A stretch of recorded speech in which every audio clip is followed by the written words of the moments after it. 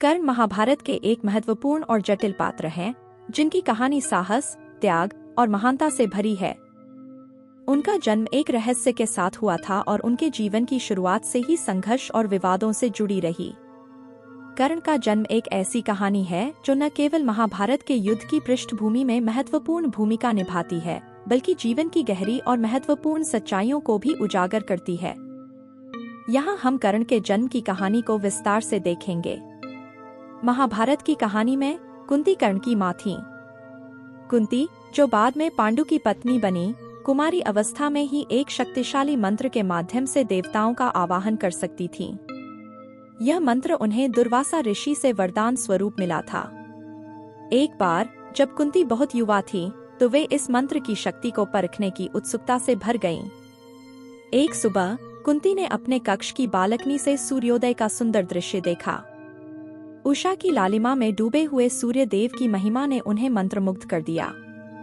उस समय उन्होंने सोचा कि क्यों न इस मंत्र का प्रयोग कर यह देखा जाए कि क्या वास्तव में यह मंत्र काम करता है।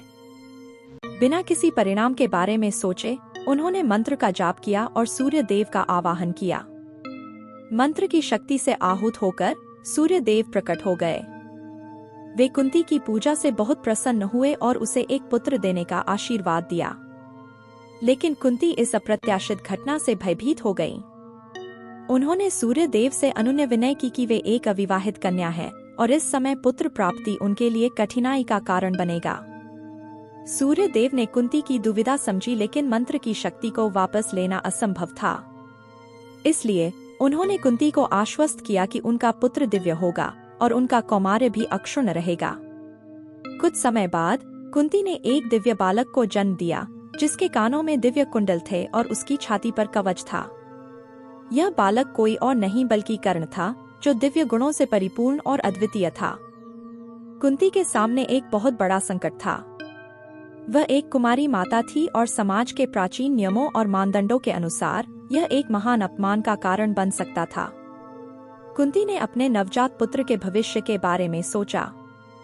उन्होंने यह निर्णय लिया कि बालक को समाज से दूर नदी में एक टोकरी में रख दिया जाए ताकि उसे एक अच्छा जीवन मिल सके।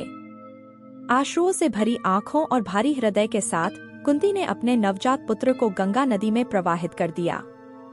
उन्होंने अपनी प्रार्थना में सूर्य देव से अनुरोध किया कि वे उनके पुत्र की रक्षा करें और उसे एक सुरक्षित और सुखी जीवन दें। गंगा नदी के बहाव के साथ कर्ण की टोकरी दूर दूर तक बहती रही। अंत में यह टोकरी हस्तिनापुर के पास एक क्षेत्र में आकर रुकी। वहां अधिरथ नाम के एक सारथी और उनकी पत्नी राधा ने इस टोकरी को देखा। दोनों ने संतान थे और उन्होंने जब टोकरी में उस सुंदर बालक को देखा तो उनकी खुशी का ठिकाना न रहा। अधिरथ और राधा ने उस बच्चे को अपना लिया और उसका नाम कर्ण रखा। उन्होंने कर्ण को अपने पुत्र की तरह पाला और उसे हर वो प्रेम और स्नेह दिया जो एक माता पिता अपने बच्चे को दे सकते हैं।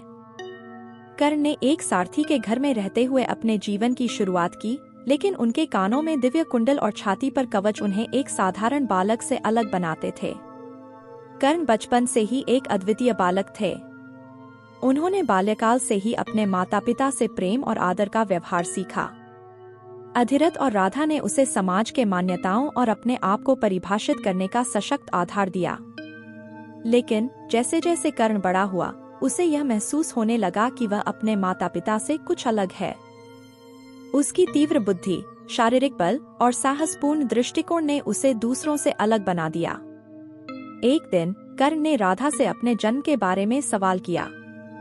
राधा ने उसे सच्चाई बताई कि वह उनका वास्तविक पुत्र नहीं है, लेकिन उसे गंगा नदी के किनारे एक टोकरी में पाया गया था। यह सुनकर कर्ण की आंखों में आंसू आ गए, लेकिन उन्होंने अपने माता पिता के प्रति अपने प्रेम और सम्मान को और भी गहरा किया। कर्ण ने अपने जीवन के उद्देश्य को खोजने के लिए शिक्षा प्राप्त करने का निर्णय लिया।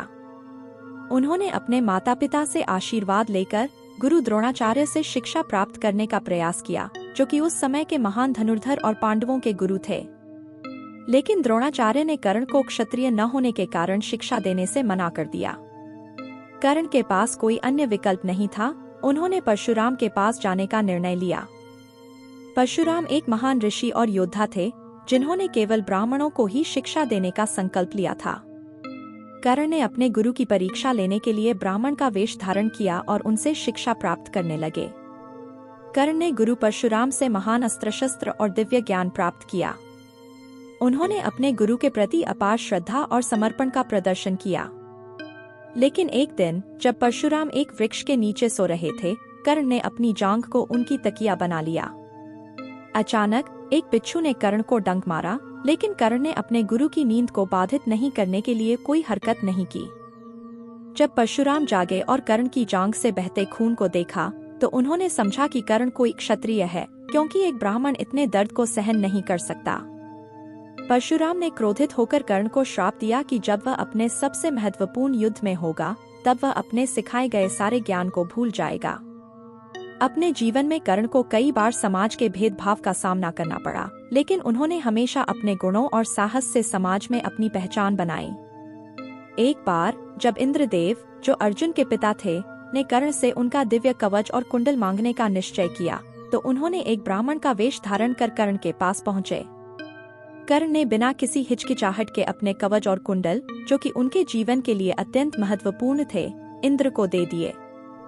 इंद्र ने कर्ण की दानवीरता से प्रभावित होकर उन्हें एक दिव्य शक्ति प्रदान की, जिसका प्रयोग वह केवल एक बार कर सकते थे। कर्ण के जीवन में संघर्ष कभी समाप्त नहीं हुए। उन्होंने अपने मित्र दुर्योधन के साथ खड़े होकर पांडवों के खिलाफ युद्ध में भाग लिया। यद्यपि उन्हें यह पता चल गया था कि वे कुंती के पुत्र और पांडवों के भाई हैं, लेकिन उन्होंने अपने जीवन भर के मित्रता और कर्तव्य के कारण दुर्योधन के पक्ष में रहना उचित समझा। महाभारत के युद्ध में कर्ण ने अपनी अद्वितीय वीरता और युद्ध कौशल का प्रदर्शन किया। उन्होंने अर्जुन के साथ भीषण युद्ध लड़ा, लेकिन परशुराम के श्राप के कारण वे अपने सबसे महत्वपूर्ण क्षण में अपने दिव्य ज्ञान को भूल गए। अंततः अर्जुन ने कर्ण को मार दिया और एक महान योद्धा का जीवन समाप्त हो गया। कर्ण का जीवन संघर्ष, त्याग और दान का प्रतीक था। उन्होंने अपनी परिस्थितियों का सामना साहस और सम्मान के साथ किया और अपनी पहचान को कभी खोने नहीं दिया। उनका जीवन हमें यह सिखाता है कि भले ही जीवन में कितनी भी कठिनाइयां और चुनौतियां आए, हमें हमेशा अपने सिद्धांतों और मूल्यों के साथ खड़ा रहना चाहिए। कर्ण एक ऐसे योद्धा थे जिन्होंने अपने जीवन में अनेक कठिनाइयों और विरोधाभासों का सामना किया, लेकिन वे हमेशा अपनी महानता और सम्मान के साथ जीते रहे। उनका जीवन हमें यह प्रेरणा देता है कि हमारे कर्म ही हमारी असली पहचान है। तो दोस्तों, आपको ये कहानी कैसे लगी, कमेंट में जरूर बताना। धन्यवाद।